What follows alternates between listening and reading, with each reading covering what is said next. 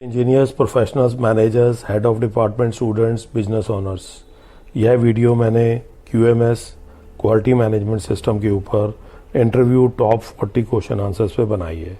And I am sure इस video को देखने के बाद में आपकी success 100% as well as sure success to pass your interview होगी। मेरा नाम सुभाष जुनेजा है। I am currently working as a factory improvement activities consultant implementer and I worked with the industry for last 30 years as a senior general manager operations and I conducted multiple interviews in different functions। तो मैं इस video के ज़रिए मैं आपको बताना चाहूँगा कि आप इस वीडियो को मैक्सिमम शेयर करिए, लाइक करिए, सब्सक्राइब करिए to your network, friends, juniors, professional network में। पर्पज़ क्या है उसका पर्पज़ ये है कि टू मैक्सिमाइजिंग करना, स्प्रेड करना दिस वैल्यूएबल नॉलेज को and together we can support each other in creating a brighter future and achieving success in our interviews. अच्छा, जितनी भी मेरी वीडियोस हैं वो मैंने डिज़ाइन किए हैं highly beneficial to your professional growth. आपकी प्रोफेशनल ग्रोथ को हाईली बेनिफिशियल है इसके लिए। And we are committed to provide you support, guidance and hands-on assistance to help you and improve in advancement of your career। तो अब आपको इसको maximum share करना है, सब्सक्राइब करना है और ये चैनल का नाम है माई फैक्ट्री ट्रेनिंग।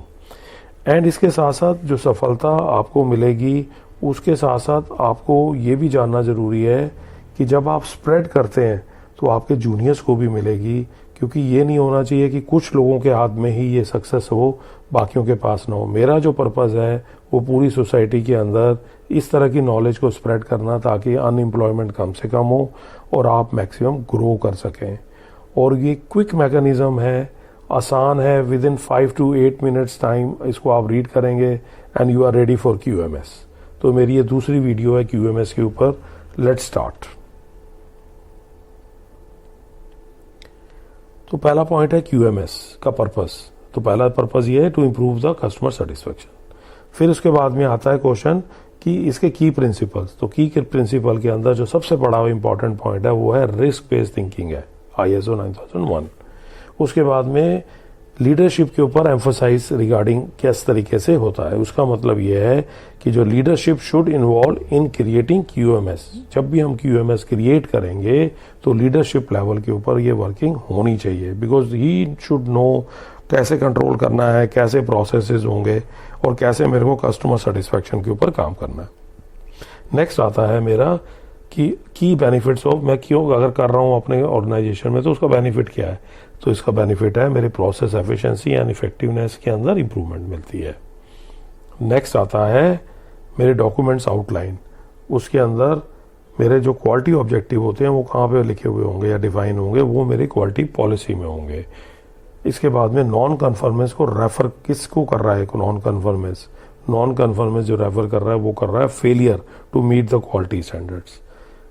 उसके बाद में आता है कि मेरा जो करेक्टिव एक्शंस है इसका पर्पस क्या है QMS के अंदर।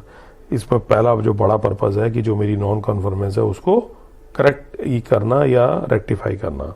उसके बाद में आता है मेरा रूट कॉज एनालिसिस QMS में किस तरीके से होगा, फिश बॉन्ड डायग्राम से होगा।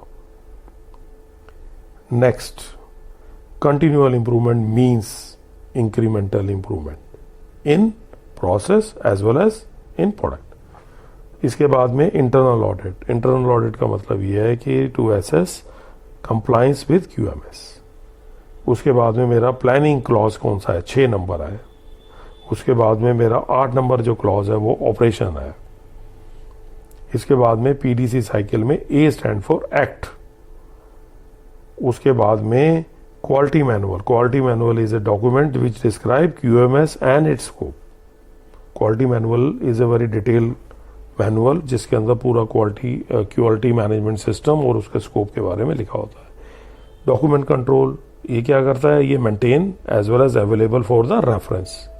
उसके बाद में management review to evaluate the performance of QMS। उसके बाद में is not a component of QMS structure. Finance forecasting या फाइनेंशियल फोरकास्ट जो QMS का पार्ट नहीं है।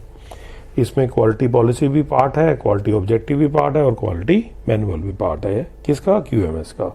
उसके बाद में रिस्क मैनेजमेंट से हमें एक तो आइडेंटिफाई करते हैं और एड्रेस करते हैं कि risk as well as impact on our QMS। Process approach क्या होती है? प्रोसेस अप्रोच का मतलब यह है कि मैनेजिंग इंटर रिलेटेड प्रोसेस के ऊपर फोकस करना। क्वालिटी पॉलिसी में क्या होता है? एक स्टेटमेंट है जो ऑर्गेनाइजेशन की कमिटमेंट टू क्वालिटी के ऊपर बात करते हैं उसके अंदर। Preventive actions which eliminate the causes of potential non conformance. इसके बाद में which is the correct PDCA के अंदर plan, do, check, act. Okay, so इसके अंदर ये भी आपको याद होना चाहिए। उसके बाद में CAR करेक्टिव एक्शंस रिक्वेस्ट, ये भी बड़ा कॉमनली पूछा जाता है। इसका पर्पस क्या है? Identify and correct the root cause या नॉन कन्फॉर्मेंस कॉजेस। उसके बाद में ISO जो सिग्निफिकेंटली एनवायरमेंटली मैनेजमेंट सिस्टम के साथ में लिंक होता है, वो कौन सा है? 14001।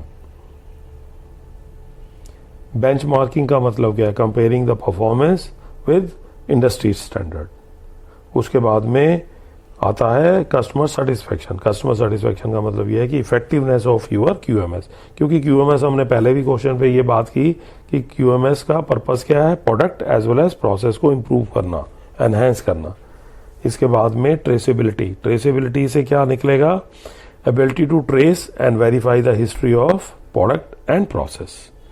9 नंबर क्या दिखाता है? परफॉर्मेंस इवेल्युएशन दिखाता है। What is the main goal of employee training? क्या गोल होता है? हम एम्प्लॉय ट्रेनिंग क्यों करते हैं? Employees are knowledgeable and competent. जैसे मैं अभी आपकी भी ये ट्रेनिंग कर रहा हूँ, it is sort of a employee training. तो ये बेसिकली क्या है? To ensure the employees are knowledgeable and competent. तो इसको करने के बाद में आपको दोनों चीजें मिल रही है, नॉलेज भी मिल रही है और आप कॉम्पिटिटिव भी बन रहे हैं। रूट कॉज एनालिसिस का मतलब यह है कि finding and addressing the underlying causes of problem. उसके बाद में रोल ऑफ क्लॉज नंबर 7, इसका 7 का मतलब है रिसोर्स मैनेजमेंट। उसके बाद में है quality objective, to set the goal that are measurable and align with the quality policy. Continuous improvement, again ongoing efforts है, improve product, service and process. Service भी होता है कंटिन्यूअस इंप्रूवमेंट के अंदर। उसके बाद में focus on the quality management system. क्या मेन फोकस होता है? Customer satisfaction. कस्टमर ही सर्वोपरि है, कस्टमर सेटिस्फेक्शन नंबर 1। उसके बाद में वाइडली यूज रिकग्निशन होता है किसका? क्वालिटी मैनेजमेंट सिस्टम में किसका? ISO 9001 का। 14001 हम ऑलरेडी स्टडी कर चुके हैं। PDCA stand for plan, do, check, act. Which of the following is not a one of the 7 quality management principles? वो कौन सा है? रिस्क मैनेजमेंट जो है वो नहीं है। बाकी जैसे कस्टमर फोकस भी है, लीडरशिप भी है और प्रोसेस अप्रोच भी है। इसके बाद में what is the purpose of quality policy? Quality policy का मतलब ये है एक तो direction and scope of QMS। उसके बाद में डॉक्यूमेंट कंट्रोल इन QMS, उसका पर्पस है टू अपडेट एंड अप्रूव। इसके बाद में नॉन कन्फॉर्मेंस क्या होती है? Not meeting the quality standard. So ये 40 क्वेश्चंस हो गए, इसको आप पक्का कर लीजिए, आपका चांसेस बढ़ जाने क्वालिटी मैनेजमेंट सिस्टम के अंदर। आप इसको 40 क्वेश्चंस को करते ही आपके results will be, I am sure you are going to hit and have the success. Let's connect with us, sir. And these questions are very important and similar questions are I am going to make with the other topics, और जिसके अंदर मैंने अभी आने वाले time के अंदर EHS, OHS, आपका CNC, press shop, weld shop, production shop, machine shop and multiple areas के ऊपर मैं वर्किंग कर रहा हूँ, और उसमें भी मैं 40 क्वेश्चंस के ऊपर ही मैं एम्फोसाइज दूंगा ताकि आप वो 40 करिए एंड क्विकली आप सक्सेस लीजिए। Thank you sir.